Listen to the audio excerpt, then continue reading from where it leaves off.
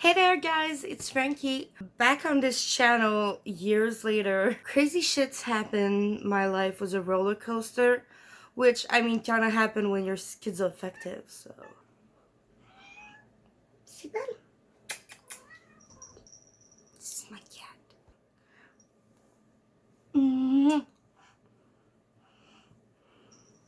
She's gonna mess up everything, isn't she? Of course she is, because she's a cat. And cat likes to mess up everything. So yeah, what have I been up to the last couples of years? Shit's happened. Loads of shit happens. Shit hit the fan. And yeah, my life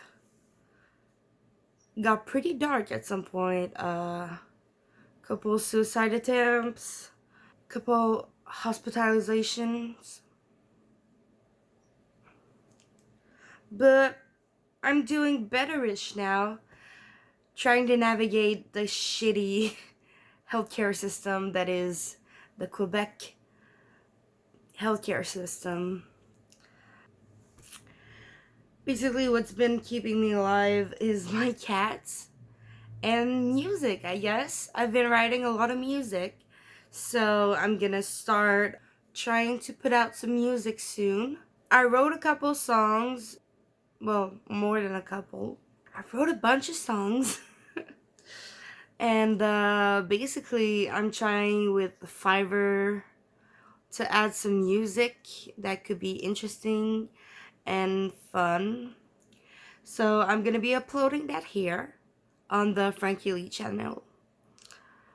Oh yeah, let's address the elephant in the room. I changed my name. Um, yeah.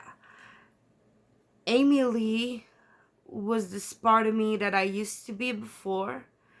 And I feel like she died a long time ago. So I'm kind of the Franken version of her. So, Frankie Lee now. But yeah, you can expect some more possibly voices videos or like just days in the life of the schizoaffective person, I guess. More about being psychiatrist because but right now I'm with an okay-ish psychiatrist, so it's not the best, but it works. I still have a lot of difficulty functioning, but I'm functional enough in society's sense of being functional. Like I don't go in the street naked and start shouting it's gonna be the end of the world. So, you know, the fact that I've always been kind of mentally posed enough to, like, even when I thought my delusion, or when I think my delusions are real, I still have the clarity of mind to know that, or sometimes it's part of the delusion that I shouldn't talk about it and I shouldn't, like, start telling people about that kind of stuff. And yeah, I've been thinking about doing a delusion breakdown video. I have a lot of delusions, but I have the main one that's kind of always been the main delusions that's just kind of evolved over the years, that I kind of go back and forth believing it, because it's really hard not to believe it, but sometimes I just like almost feel like I don't care enough to care. But yeah. So I'll try to do that, probably. If that's something that sounds interesting to you, you can let me know. Uh, and I can say some delusions from where I was at my lowest in my big psychosis era. Basically, at that time, I just completely lost contact with reality, and I would just sleep around and, you know, do drugs, which is a bad thing. Don't do drugs, kid. No, but for reals, it really impacted my brain a lot, and well, I don't think it had lasting effects for the most part. I mean, I haven't rescanned my head and been like, oh yeah, that was there before and that's not there anymore, but like, yeah. I feel like I lost a lot of who I was during that time. I derailed completely because of PTSD of my first boyfriend, which really sucks. But I mean, what else can you expect when you meet a guy in a mental hospital, right? Eh? I mean, I'm just kidding. Some guys in mental hospitals are great, but like, obviously, when you're in the mental hospital, you're not in the greatest headspace to meet someone. And I just kind of saw him as a. I just kind of saw him as this way out of my life, out of whatever was going on, and just. He was an escape. I mean, my life wasn't that terrible, but like my head. I felt like I could escape my head for a little bit.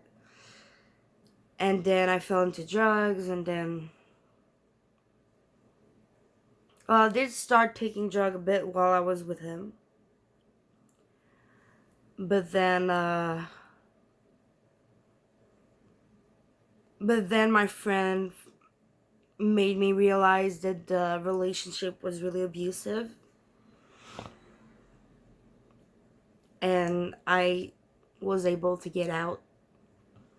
Sadly, not before it was too late, but before it was too late, you know. He didn't try to kill me or anything, but yeah. Sometimes I kind of wish he did. Because, I don't know. I feel like it would have been easier.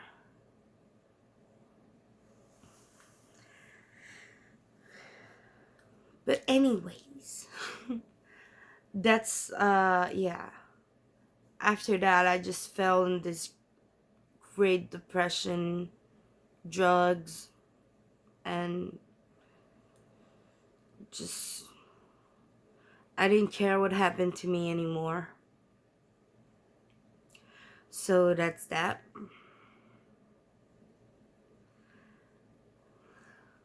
And the mental health system kind of thought I was just, I don't know. I guess they saw me going off the deep end and they were like, man, we can't save them. We're not even gonna try. So they didn't, like, I almost lost access to psychiatrists at some point. I tried reducing my pills because I had this delusion that the pills were bad, which was the worst idea because basically I've been taking Prozac ever since I was like 14 or something, and I have 80 milligrams, and I just lowered it to 60 milligrams, and my OCD came back so bad. It's never fully away, but it's more dealable with when my Prozac is at 80 milligrams, you know. So they lowered it to 60 because I asked them to. And my OCD was just so. Started washing my hands too much again. Started counting a lot and like being obsessed with the sounds and stuff like that. Anyway, I could go into the whole OCD thing at some point. Uh, I've got a bunch of different obsessions that I've had ever since I was a kid, and that are really impactful in your life. Like, I have this one obsession that's just like my money. When I have cash money, I have to put it by serial number. So try working in a job where you're at the counter with money. Yeah, not gonna work, because I start to freak out, and the money has to be by serial number. I don't know why. It just has to. Otherwise, it drives me mad. So I currently am on disabilities, where I can't work right now. Maybe someday I will be able to, I hope. But, I mean, it's not for today. And I think that whenever, if ever, I'm able to work, it's gonna be a job that might be more flexible. Because I have days when I can barely get out of bed. And on those days, like, of course, the best thing is to get out of bed and do stuff. But sometimes it's just not an option, you know? So, and the pressure of having to, like, I try with volunteering, because I thought it would help me maybe be able to get a job someday. But it stressed me out so much, I just get sick. And I wouldn't want to go anymore. And then COVID happened, which made it worse. Because now I had an actual excuse to wash my hands all the time. And the voices were just crazy, you know? So I isolated myself a lot during COVID. But I mean, everybody did. But it was really bad for my mental health.